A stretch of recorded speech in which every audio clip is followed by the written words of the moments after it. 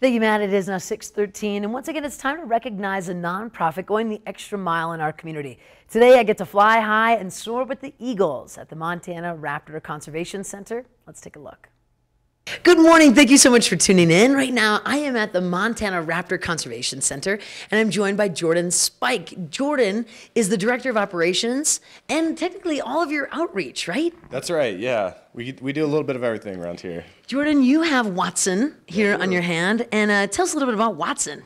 So Watson is one of our education birds. He came to us about 4 years ago. He unfortunately suffered 2 broken wings and was also imprinted by his caretakers at the time. So Watson we use for education. And that's a lot of what you guys do here. And this is why we're here this morning. You guys are our February recipient of Our Community First, our fancy plaque here. So I'm going to hold on to this while you're holding on to Watson.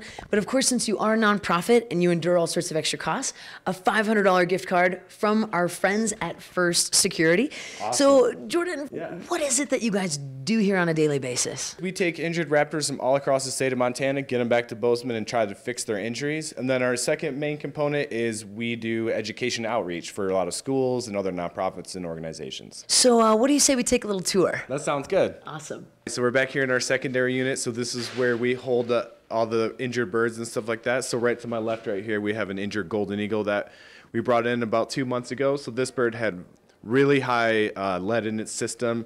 It came in, it could not stand, its feet were clenched. It was not in a good situation. Through different rounds of chelation and treatment, and through the use of these shoes that we made to fit the golden eagle's feet, we were able to get its feet open again and get it back standing. Then over here we have a couple great horned owls that we have in rehab. This little guy right here has a broken leg and we have it wrapped and have a splint on it, so we're trying to get it healed up. You can see he's kind of down, little injured. Then over here we have a lot feistier great horn. You can hear it clacking. Then around the corner we were fortunate enough to fundraise a couple years ago and buy this digital X-ray machine so we can provide these birds with the highest quality X-rays. Really helps out.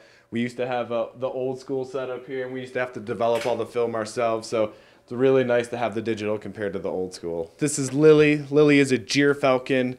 Lily is a super pretty bird. This bird was donated to MRCC. She was born in captivity from a fish, wildlife, and parks biologist, and he donated to us for education purposes. So we have another one of our rehab patients. So once they go from the secondary unit downstairs, they come up here to these much larger cages as they can move around a little bit. So you can see we have a big female great horned owl in here. She's getting ready to be moved outside to one of our larger flight enclosures. Prairie is a short-eared owl. She's also a warm weather bird, so she's inside with us for the winter time. All right, so now we're here in our large flight barn. So we once the eagles and stuff get a little better, we put them in here for flight time. We'll see if we can get this bald eagle to fly. She has about a 7-foot wingspan.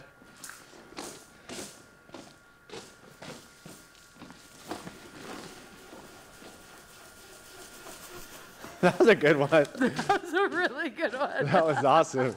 MRCC really owes a lot to our volunteers. We rely heavily on volunteer work, and we could not do it without our volunteers. They are the backbone of this organization. My husband always told me I couldn't volunteer at Heart of the Valley because I'd bring all the animals home. And here at the Raptor Center, that is not a choice. So I came here because I wanted to make a difference, because conservation and education go hand in hand. It's just the most rewarding job. How many people can say they hold a golden eagle in their hand? This is Millie. She's a peregrine falcon. It's the fastest animal in the world.